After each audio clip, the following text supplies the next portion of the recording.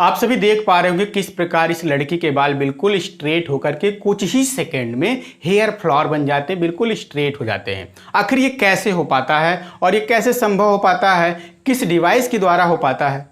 तो आज उस कमाल के डिवाइस के बारे में बात करने वाले हैं जो एक जनरेटर होता है और जिसका नाम है क्या, वान डे ग्राफ जनरेटर। ये जनरेटर सबसे पहले रॉबर्ट जे वान डे ग्राफ ने बनाया था, जो 1931 में बनाया। इसका उपयोग क्या होता है, चार्ज पार्टिकल को अधिक से अधिक एनर्जी दे करके उनको मोशन कराना यानी गति कराना। इंडिया में इस डिवाइस को आईआईटी कानपुर में रखा गया है, जहां पर वहां के स्टूडेंट इसके बारे में अच्छे से अध्ययन करते हैं और वहां से एक्सपेरिमेंट करने में उस डिवाइस को यूज में लाते हैं। ठीक, ये तो बातें हो गई इसके इंट्रो की। अब हम बात करेंगे इसके सिद्धांत की, ये कैसे किस सिद्धांत के आधार पे काम करता है, और इसके डायग्राम की बात करेंगे, इसके संरचना के भी बारे में बात करेंगे और इसके वर्किंग मॉडल की भी बात करेंगे, कैसे वर्क करता है। आप सभी देख पा रहे होंगे यहां हमने क्या किया, एक सिद्धांत के तहत 2 पॉइंट को लिखा हुआ है। क्या है, यदि खोखले गोले की त्रिज्या कैपिटल आर हो। यहां पर इस डायग्राम में कुछ चीजें गोल सी दिख रही होंगी आपको। ये क्या, एक गोला है, बिल्कुल स्फेयर। ठीक, इस स्फेयर की त्रिज्या जो होगी वो कितनी है, कैपिटल आर। तो ये अगर आवेश एक्सेप्ट कर लेता, आवेश इसके पास आ जाता है, तो इसकी कितनी पोटेंशियल हो जाती है, V equal to 1/4πε0 into Q by R होती है। ये तो इसके सिद्धांत का पहला पॉइंट है, जिसके अकॉर्डिंग यहाँ पे चार्ज एक्सेप्ट कर लेने के बाद से ये इस पर इतना विभव उत्पन्न हो जाता है, V इक्वल टू। ठीक, अगर नेक्स्ट पॉइंट की बात कर ले, ये तो अपने आप में बहुत ही अहम है, क्योंकि इसी पर ही तो ये पूरा वर्क करता है। देखिए कैसे, ये सिग्मा क्या है, पृष्ठ आवेश घनत्व होता है। अगर एरिया की वैल्यू क्या होगा, कम होगा, तो सिग्मा की वैल्यू क्या होगा, ज्यादा होगा। यानी जहां कहीं भी सरफेस एरिया कम होगा वहां पे पृष्ठ आवेश घनत्व क्या होगा, ज्यादा होगा। यहां देख पा रहे होंगे 2 जगह हैं, C1 और C2। ये बिल्कुल कंघी की तरफ ब्रश है। इस ब्रश के जो एंड पॉइंट है बिल्कुल नुकीले हैं, और उस नुकीले पार्ट का जो एरिया होगा वो कैसा होगा, बहुत ही कम होगा। तो वहां उस नुकीले पार्ट में जो सिग्मा की वैल्यू होगा वो क्या होगा, बहुत ही अधिक होगा, जिसकी वजह से आवेश जो वहां पे भेजा जा रहा होगा वो बाहर निकल भी सकता है आसानी से और अंदर आ भी सकता है। जैसे भी यहाँ आवेश बाहर निकलेगा, बताया जाएगा आगे, यहाँ आवेश बाहर की ओर निकलेगा और यहाँ पे आवेश एक्सेप्ट कर लिया जाएगा। यानी यहाँ पे इस बात का बिल्कुल ध्यान रखा गया कि इस फॉर्मूले के अकॉर्डिंग ही काम हो, एरिया क्या हो, सबसे कम से कम होने के वजह से ही सिग्मा की वैल्यू अधिक से अधिक होती है, और यहाँ पे चार्ज को डोनेट और एक्सेप्ट करने की प्रॉपर्टी को इसी फॉर्मूले के तहत समझा जा सकता है। अब बात की जाएगी इसके संरचना के बारे में, इसके बनावट के बारे में, ये कैसे बना है। देख सकते हैं क्या किया गया, एक मेटल का धातु का बिल्कुल एक गोला लिया गया, जिसका सेंटर ये है। इसी सेंटर पर एक पुली लगा दिया गया है, घिरनी जिसे कहते हैं हम लोग। ये चारों ओर से क्या कर सकता है, घूम सकता है। चलिए यहाँ पे इसके डायरेक्शन को हम डिनोट कर दे रहे हैं ताकि वो इस तरीके से ये घूम रहा होगा। एक और पुली लगा देते हैं नीचे की, और यहाँ पे जो इस तरीके से घूम रहा होगा, जिसके वजह से यहाँ पर बीच में एक ब्लेड या पट्टा लगा दिया गया है, जिसका काम क्या है, अगर ये रोटेट होता है तो ये भी क्या होगा, इस पट्टे का भी काम है घूमने का। ठीक, इस तरीके से ये घूमेगा। और यहाँ पर देखेंगे 2 ब्रश लगा दिया गया है, तार ब्रश है। ये ब्रश इस पट्टे को टच किया हुआ, ये पट्टा किस चीज का होता है, रबर का हो सकता है, या फिर वहां पर रेशम का रबर लगाया जाता है, जो कहीं से टूटा नहीं है, बिल्कुल चारों तरफ से वो जुड़ा हुआ है। जैसे जैसे ये घूमेगा वैसे वैसे ये भी घूमेगा, और उसी के साथ साथ ये पट्टा के भी काम है क्या, घूमना, वो भी घूमेगा। ठीक, और एक खास बात क्या है, यहाँ पर इसको, इस वाले पुली को हम अर्थिंग से कनेक्ट कर देते हैं, अर्थ से कनेक्ट करके रखते हैं, जमीन से कनेक्ट करके रखते हैं। ये तो ऐसे घूमेगा नहीं, इसके लिए क्या करना पड़ता है, एक इलेक्ट्रिक मोटर की आवश्यकता होगी। तो इलेक्ट्रिक मोटर एक लगा दिया जाएगा, जिसके वजह से ये पुली घूमेगी। अगर ये पुली घूमती है तो ये भी क्या होगी, घूमेगी। सब कुछ हो गया। अब बाद में बात कर लें, यहाँ पे एक लाइट सोर्स भी लगाते हैं, सप्लाई लगाते हैं, हाई टेंशन सप्लाई, जहाँ पर करीब 1000 या 1000 से अधिक वोल्टेज के विभवांतर को रखा जाता है। आगे बात कर लें, यहाँ जो चार्ज है वो चार्ज जो बनेगा वो चार्ज क्या होना चाहिए, इन्वायरमेंट में रिलीज नहीं हो जाना चाहिए, इसलिए कि स्टील कवर से कवर कर दिया जाता है। जब उपयोग में लाया जाएगा तो इसको हटा दे करके इस्तेमाल में लाया जा सकता है। ये तो हो गया इसके बनावट के बारे में नॉलेज, ठीक है। और एक बात बता दें, यहाँ पे ये जो लगा हुआ इंसुलेटर है ये अचालक है या फिर कुचालक कह सकते हैं। ये पार्ट जो है यहाँ पे दोनों स्तंभ जो लगे हुए हैं, स्तंभ ए और बी, ये दोनों क्या है, कुचालक पार्ट हैं, ठीक। अब सारी चीज़ें यहाँ पे कवर हो चुकी हैं, ठीक है। अब आगे अगर हम बात कर लें किस चीज़ का, देखेंगे यहाँ क्या है, कार्यविधि, कैसे ये वर्ग करता है।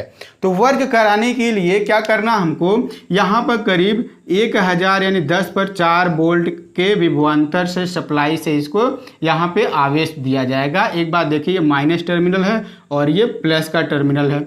यहाँ पर ये इस रास्ते से पट्टे से कनेक्ट है बिल्कुल। तो यहाँ जो चार्ज डेवलप होगा प्लस वाला, इसी प्लस से पट्टी पे ट्रांसफर होगा। देखिए खास बात यहाँ पे समझने वाली है, कुछ चार्ज इस ब्रश पे रहेगा तो कुछ चार्ज इस पे बन गया अगर पट्टे पे, तो उनमें क्या होगा, प्रतिकर्षण होगा। ये लगातार क्या हो रहा होगा, घूम रहा होगा ऊपर से नीचे की तरफ, और ये चार्ज ब्रश से उस पट्टे पे ट्रांसफर हो रहा होगा। उनमें अगर प्रतिकर्षण, उन चार्ज में, ब्रश और पट्टे के बीच बने हुए चार्ज में अगर प्रतिकर्षण बल काम करेगा तो वो चार्ज क्या होगा, बड़े आराम से उस पट्टे पे कूद के चला जाएगा। और ये लगातार ऐसे ही चार्ज ट्रांसफर होता रहता है।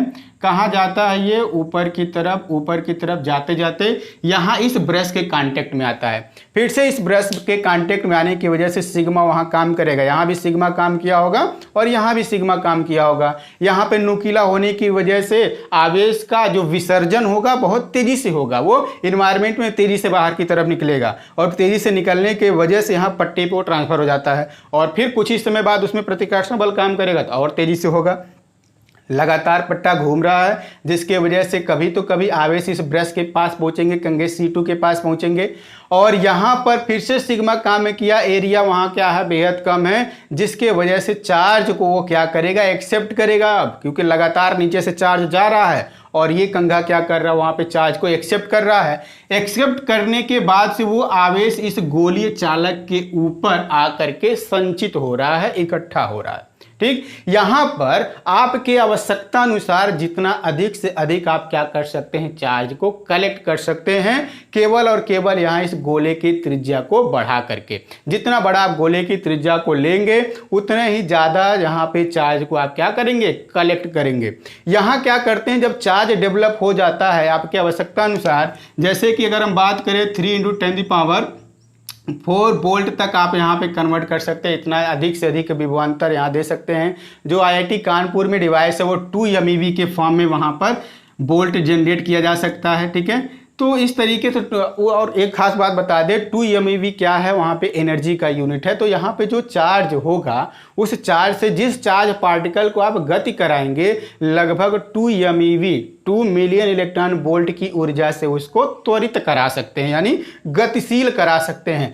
देखेंगे यहाँ पर एक डिवाइस ऐसे पतला सा पाइप नुमा हिस्सा लगा होता है, जहाँ पर एक इस तरीके से पार्ट होगा और यहाँ पे आयन स्रोत रख दिया जाता है। जब ये चार्ज डेवलप हो जाएगा, यहीं से ये पाइप के माध्यम से वो बाहर की तरफ निकलेगा चार्ज। तो ये रास्ता बनाया जाता है जिसके वजह से जिस चार्ज पार्टिकल को गतिशील कराना है वो यहाँ पे आप रखोगे, और जब यहाँ पे आपकी आवश्यकता अनुसार जितनी एनर्जी का आपको चाहिए यहाँ पे डेवलप करना विभवांतर, जितनी एनर्जी के अकॉर्डिंग, वहाँ पर उसी के लिए इस चार्ज को रखना है। और वो चार्ज क्या होगा, उतना विभवांतर पा करके वो त्वरित हो उठता है, यानी भागने के लिए बिल्कुल तैयार हो जाता है। तो इसी रास्ते से वो क्या होता है, बाहर की तरफ निकलता है और हम एक्सपेरिमेंट करने के काम में उसको लाते हैं। बहरहाल इतनी सारी बातें हो जाती हैं इसकी कार्यविधि में, कैसे ये वर्क करता है। अब बताइए क्या ये जनरेटर हुआ कि नहीं। यहाँ पे आवेश को क्या किया जा रहा है, जनरेट किया जा रहा है अधिक से अधिक विभवांतर या विभव बनाने के लिए, ठीक है। अब उस शुरुआत के वीडियो के बारे में हम बात कर लें। उस लड़की ने क्या किया होगा, इस डिवाइस को टच किया होगा अपने हाथ से। ये जो बॉल वाला हिस्सा है, जब ये चार्ज हो गया होता है, उस लड़की ने क्या किया होगा, अपने आप को पहले किसी इंसुलेटर वाले जगह पे खड़ा हो गया होगा, ठीक है। ऐसे जगह पे खड़ी हुई होगी वो कि जहां पर क्या हो, बैड कंडक्टर वाला कोई मटेरियल हो, जैसे लकड़ी का गुटका हो गया, लकड़ी के गुटके के ऊपर वो खड़ी हो गई होगी। उसके बाद इस पोर्शन को टच की होगी, टच करते ही वो जो चार्ज इस पे बना हुआ है वो चार्ज ट्रांसफर हो गया कहाँ पे, उसके हेयर वाले हिस्से पे, बाल वाले हिस्से पे।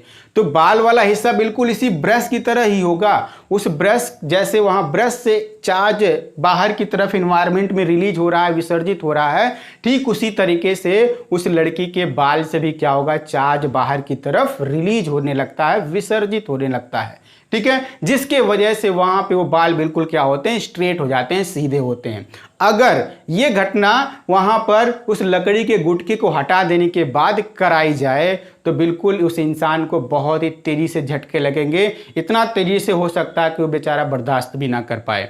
तो ये बिल्कुल बहुत ही सावधानी पूर्वक ये काम किया जाता है, क्योंकि यहाँ पर क्या है, उच्च विभव बनाया गया है और वो उच्च विभव बहुत ही ज़्यादा होता है। ठीक है, उस उच्च विभव से बचने के लिए हमको अपने आप को एक इंसुलेटर मटेरियल के ऊपर रखना होगा, नहीं तो इलेक्ट्रिक शॉक बहुत तेज़ी से लगने वाला है। ठीक है, तो आशा करते हैं ये टॉपिक आपको बेहतर अच्छे तरीके से समझ में आया होगा। ठीक है, मिलते हैं इसी तरीके से कुछ नए मज़ेदार वीडियो में, तब तक के लिए दीजिए इजाज़त, बाय बाय।